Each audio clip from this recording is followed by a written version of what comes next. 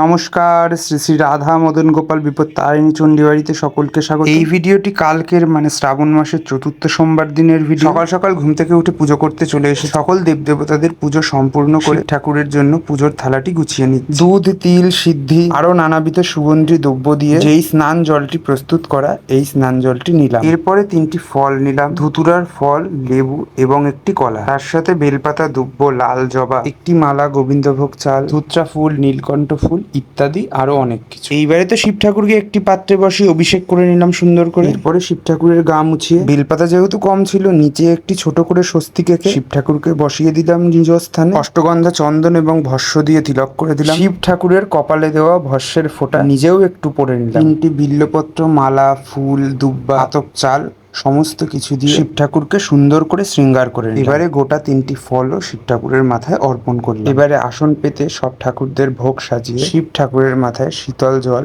এবং আমার মায়ের কথা মতন বাতাসাটা দিয়ে দিলাম। সমস্ত বাটায় ফুল এবং তুলসী দিয়ে ভোগ নিবেদন করে ধূপ এবং দীপ দিয়ে সকল দেবদেবতাদেরকে ভোগারতি করে নিলাম। পুজো অন্তে ভোগ এবং ভগবানদের দর্শন করে। আশা করি ভিডিওটি আপনাদের ভালো লেগেছে। আর ভিডিওটি যদি ভালো লাগে অবশ্যই সাবস্ক্রাইব বা ফলো করে দেবেন।